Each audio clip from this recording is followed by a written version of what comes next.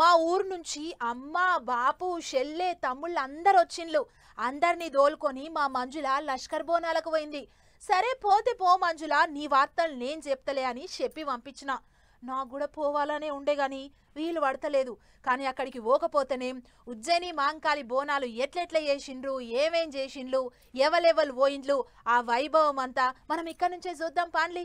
అమ్మల కన్నయ్యమ్మ జగాల నేలే పెద్దమ్మ మాంకాలి తల్లి మామూల చల్లగా చూడు తల్లి కష్టాలన్నీ గట్టెక్కించి కాపాడు మాయమ్మ అని అక్క చెల్లెన్లంతా భక్తితోని బోనం ఎత్తిండ్రు. లష్కర్ బోనాలు అంగరంగ వైభవంగా చాలైనయి. అగో పసుపు కుంకుమలతోని బోనం కుండలకు బొట్లు పెట్టి యాప మండలు చుట్టూత పెట్టి గండ దీపం మోసుకుంటా అమ్మ సన్నిధికి వచ్చిండ్రు అక్క చెల్లెన్లు. కోరిన కోరికలు తీర్చే కొంగు బంగారం ఆ మాంకాలి తల్లి.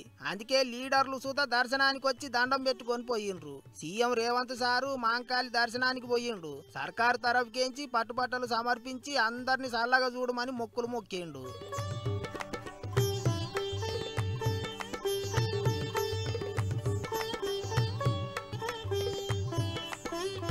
సెంటర్ మంత్రి కిషన్ రెడ్డి సారు కూడా తల్లి దీవెనార్తి తీసుకున్నాడు. మంత్రులు సీతక్క, సురేఖక్క, పొన్నం సారు, విహెచ్ కాక తత్తిమ లీడర్లంతా తల్లి దర్శనానికి పోయిండ్రు. ఇక ఎటు చూసినా తల్లి నామమే వినిపించింది. భక్తులతోని సికింద్రాబాద్ ఉజ్జయిని మాంకాళి గుడి కిక్కిరిసింది. పోతురాజుల వీర నృత్యాలు, శివసత్తుల ఆటలతోని కన్నుల పండుగ లెక్కనే సాగుతున్నాయి లష్కర్ బోనాలు. బోనాలు ఎత్తుకొని వచ్చే అక్కచెల్లెన్ల కోసం ప్రత్యేకంగా లైన్లు పెట్టిండ్రు. పోలీసులతోని గట్టి బందోబస్తు పెట్టిండ్రు. ఇక సోమవారం నాడు భవిష్యవాణి చెప్పే రంగం కార్యం ఉన్నది. దానికి కూడా ఘనమైన ఏర్పాట్లు చేసిండ్రు సర్కారోళ్ళు. ఎప్పట్లెక్కనే ఈసారి కూడా మస్తు ఘనంగా నడుస్తున్నది లష్కర్ బోనాల సంబురం. ఇదిట్లుంటే తెలంగాణ అంతటా జిల్లాల పోంటి బోనాల పండుగ జోరుగా నడుస్తుంది.